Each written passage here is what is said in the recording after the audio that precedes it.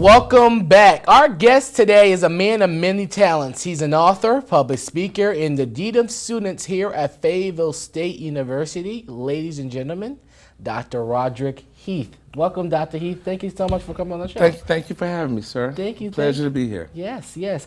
You know, you have a bachelor's. You got 3 degrees. That's to get that out the way. You got a master's from. You got your bachelor's from NCCU. Yes, sir. Bachelor's from. Master's from Wingate, and your doctorate from here at Fayetteville FSU. State. Yes, sir. What made? Talk about your experience. You know, as an HBCU student.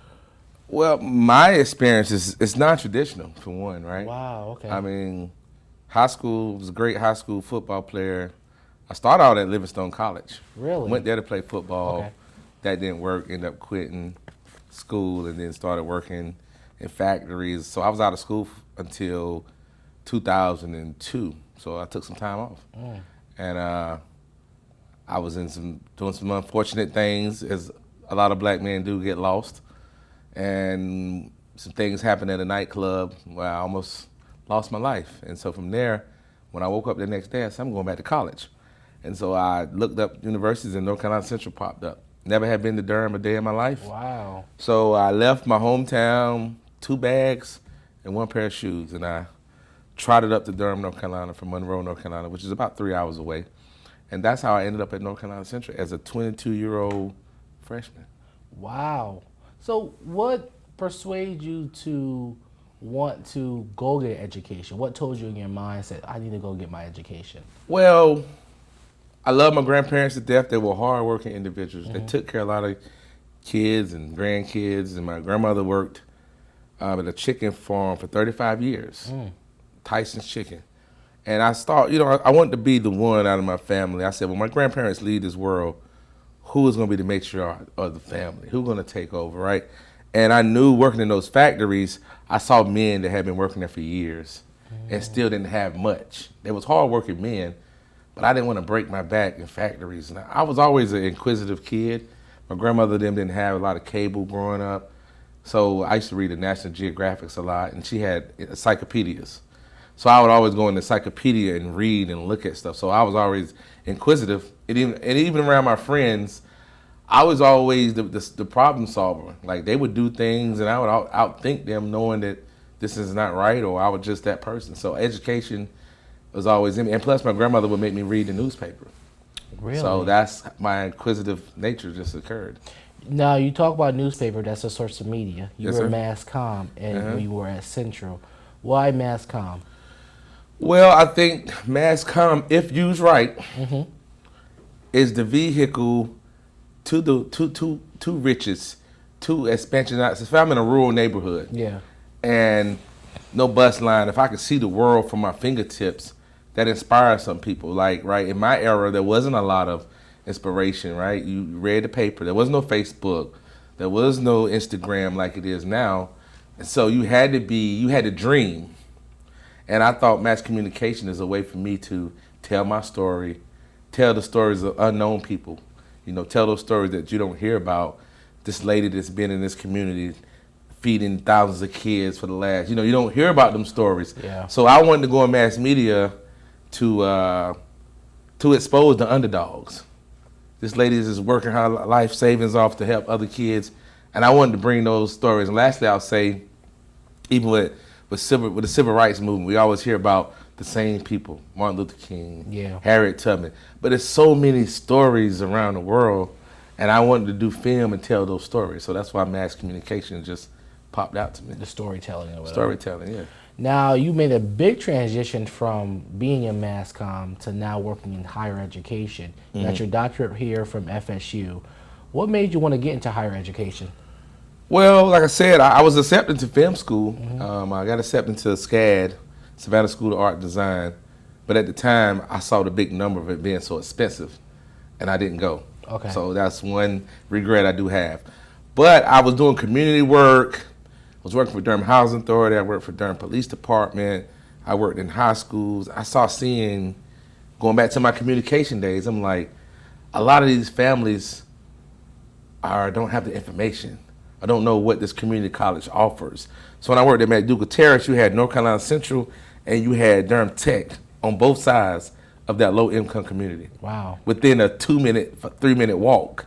So I said, I need to get to the higher ed side to get some of those smart individuals who may have a family structure that didn't allow them or didn't tell them about pathways to college. And I said I can still use my communication by getting out here, speaking and meeting with the community. So that's how I ended up in higher ed. Just like I need to go to the next level and bring people to this place that can change your life if you really lock in. Now, what made you want to work in higher ed? You know, not just be in higher ed as a student, but work in higher ed. That's kind of a big responsibility as a dean of students, a person of leadership. You deal with a lot of things. You see a lot of things that people don't even see. How do you deal with that, and what made you want to deal with that? Well, I think, like I said, higher ed can change your life, right? And you have individuals, students from all parts of the world.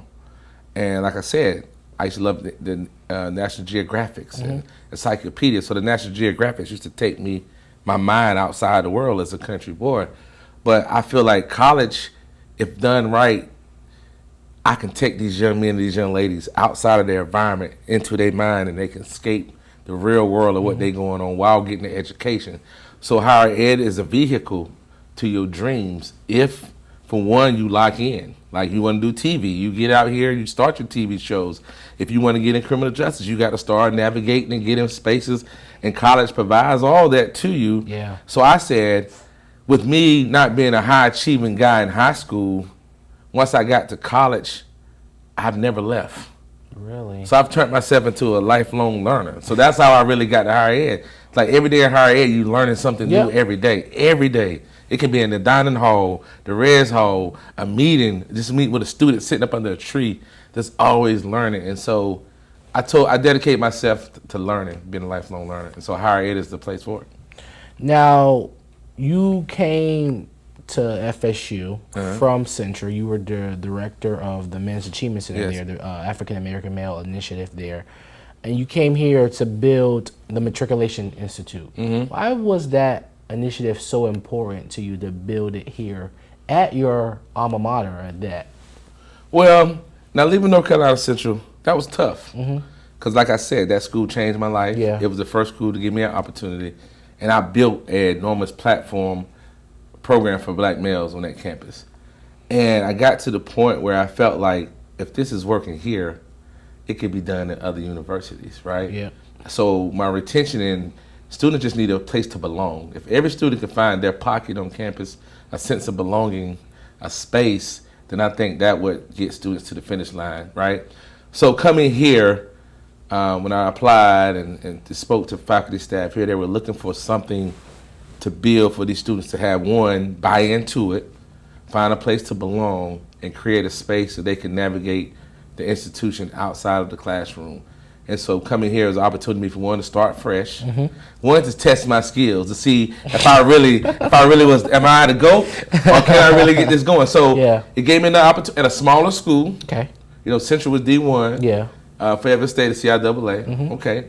Different type of population. Yeah. More adult learners, more students from rural counties. Yep. So the issues are different.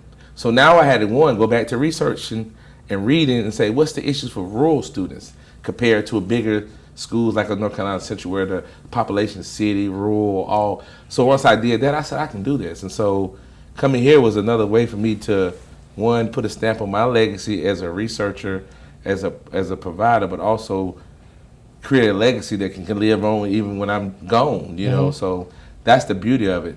I tell everybody, even yourself, your legacy is going to outlive you if it's done right.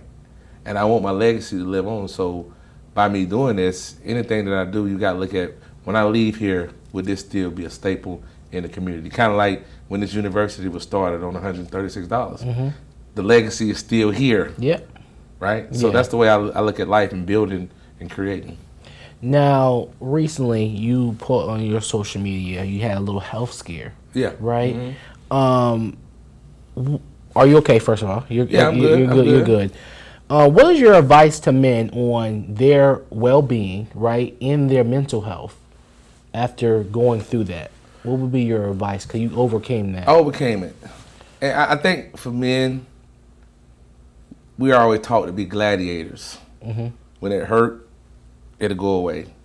And so, men, we get so bogged down in our careers and trying to be these gladiators, these supermen, and want to make sure to show up and not show us that we're weak. My scare, I felt the pain, but me trying to be this gladiator, right? I knew something was wrong, but it's going to be all right. I'm taking pills and aspirin to try to make it go away, right? I'll say this. Sometimes as men, you can get so engulfed in the work. And as if I was Superman, that would be my kryptonite. Would be getting engulfed in the work, trying to save everybody. So I know my weaknesses. So as men, you got to know what your kryptonite is. If you look at yourself as Superman. So I had to realize I can't save everybody. But all I have to do is put the bowl down. What does that saying say? You can lead them to the water, but you can't make them drink. Make them drink, yeah. But my goal is to, if I put the water out here for you to get, it's up for you to drink it. And I got to be okay with that. Yeah. If you don't drink it, but he does. Yep. But I did my job. And so for me, sometimes overworking yourself and ignoring your body is your temper. It tell you when you're not feeling good. So I'll say that I felt different, but I was still trying to be Superman. And so for men, young and old, because you're in your 20s doesn't mean you can't have a health scare, right?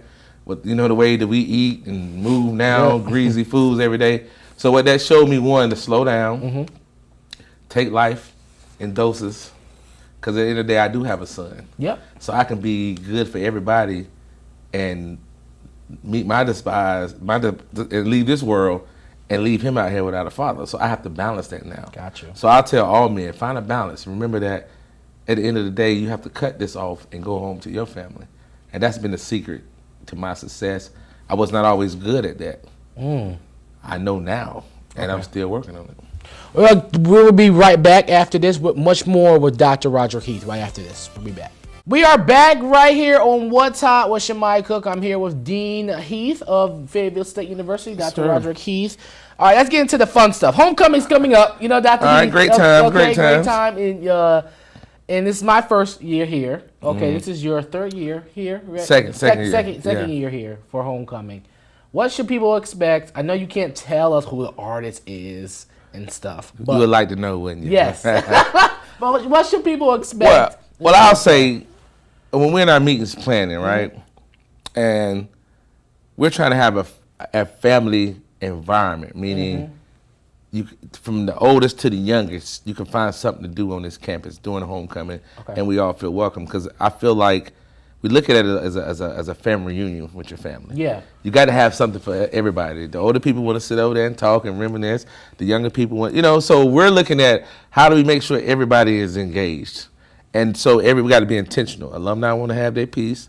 We got to worry about the students. We got to worry about the visitors. And how do I get that high school student who's here for the first time and say, hey, I like Fayetteville State. So that's what we've been working on. How do we keep this a family environment that everybody can enjoy themselves? That's it.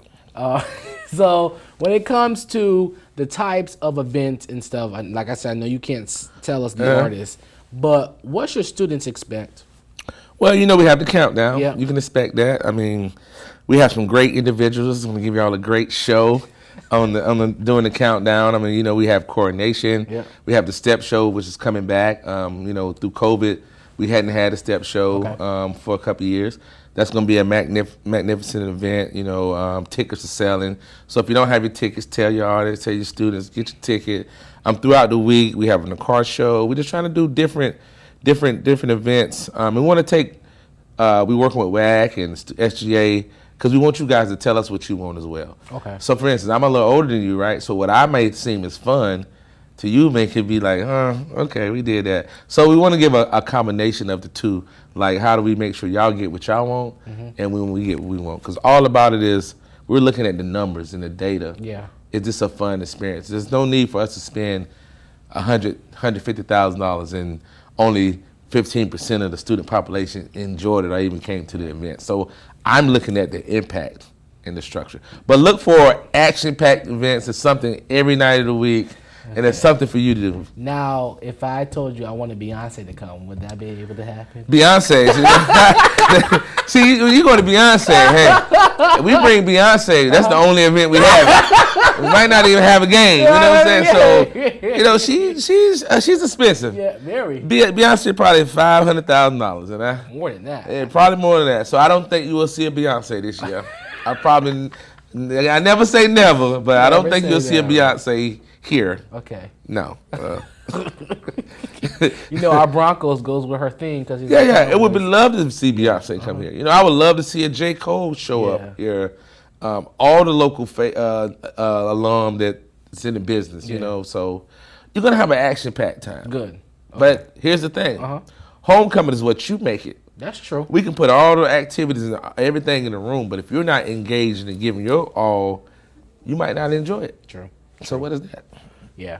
Last question. What is your message to your younger self? You have went through a lot of stuff, you just said, from being a non-traditional student, and now you're an author, public speaker. You created these black male initiatives at Shaw, at Central, now here at Fayetteville State, and looking forward to moving forward with other institutions. We want to do it all over the HBCU market. Now, what's your message to your younger self?